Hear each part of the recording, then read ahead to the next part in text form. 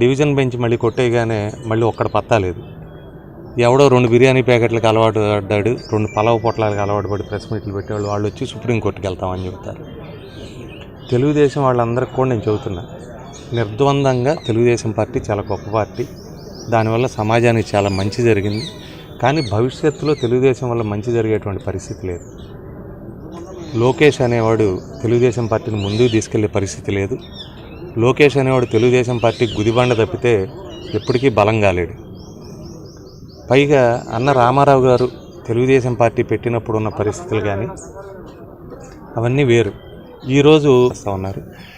ఎన్నికలకు ముందు ఆయన ఇచ్చినటువంటి ప్రతి వాగ్దానాన్ని తూచా తప్పకుండా అమలు చేస్తూ ఉన్నారు. కరోనా సమయంలో కూడా కేవలం జగన్మోహన్ రెడ్డి గారు రాష్ట్రం ఎన్ని ఆర్థిక ఇబ్బందులు ఉన్నా ఎక్కడో చోట నుంచి అప్పు తెచ్చి పేద ప్రజలకి ఆయన ఏదో రకమైన సంక్షేమ పథకం కింద సహాయం చేయడం వల్లనే కరోనా సమయంలో ప్రపంచాలు అతలాకుతలం అయిపోయినా కూడా ప్రజలు బతకగలిగారు.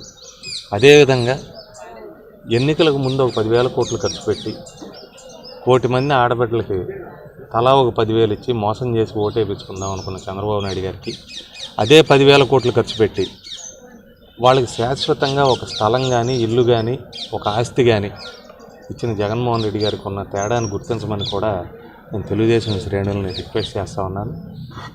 2019 సాధారణ ఎన్నికల తర్వాత భారతీయ జనతా పార్టీ కేంద్రంలో ప్రభుత్వం ఏర్పరచడం, ప్రధానమంత్రి కావాలనుకున్న చంద్రబాబు నాయుడు గారు రాష్ట్రంలోనే చతికిల పట్టడం జరిగింది.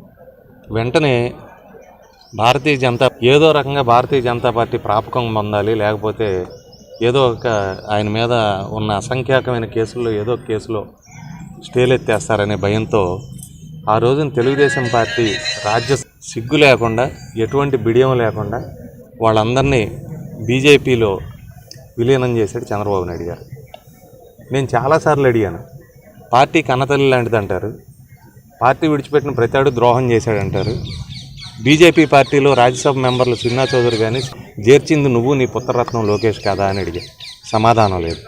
నిన్నటికి నిన్న తెలంగాణ రాష్ట్రంలో తెలంగాణ రాష్ట్ర సమితిలో తెలుగుదేశం పార్టీ శాసనసభా పక్షాన్ని విలీనం చేశారు. కనీసం స్పృహ లేనట్టు, ఒంటి మీద తెలియనట్టు కనీసం చంద్రబాబు కానీ లోకేష్ కానీ ఎక్కడ దీని గురించి మాట కూడా మాట్లాడలేదు. మనం చూస్తూ ఉంటాం మామూలుగా సోషల్ మీడియాలో అనేక పిచ్చి కుక్కలు మొరగటం, అనేక పిల్లులు మ్యావ్ మ్యావ్ అంటాం, వార్డుల్లో గెలవలేని వెధవలు, సన్నాసులు, ప్రెస్ మీట్ల కోసం డబ్బులు తీసుకొని పలావు పొట్లాలు కాచిపడే యాదవులు, వీళ్ళందరూ కూడా దీర్ఘమైన ఉపన్యాసాలు చేస్తారు. 10 సంవత్సరాలు రాజధానిగా హైదరాబాద్ నగరం ఉండగా ఎందుకు పారిపోయి చంద్రబాబు నాయుడు గారు విజయవాడ వచ్చి సంవత్సరానికే తలదాచుకొని 2024 వరకు కూడా ఆంధ్ర ప్రాంత ప్రజలకి హైదరాబాద్ ఎందుకు 2015లోనే ఈయన పారిపోయి ఇచ్చాడు అనే దానికి నోటుకోటు కేసే సమాధానం. నోటుకేటు కేసులో చిక్కుకున్న తర్వాత మొట్టమొదట ఆ గొంతు నాది కాదని అడిగిన ఫోన్లో. తెలుగుదేశం శాసనసభా పక్షం తెలంగాణ రాష్ట్ర సమితిలో విలీనం అయిపోతే ఒక్క తెలంగాణ తెలుగుదేశం వాడు కూడా ఎందుకు మాట్లాడలే? డిపాజిట్లు రాని తెలుగుదేశం పార్టీకి తెలంగాణ రాష్ట్రంలో పోటీ చేస్తున్నారు. హుజూర్ నగర్లో పోటీ చేశారు, ఇంకో చోట పోటీ చేస్తారు, లేకపోతే హైదరాబాద్ కార్పొరేషన్లో 106 సీట్లలో పోటీ చేశారు. ఎక్కడ డిపాజిట్ రాలే.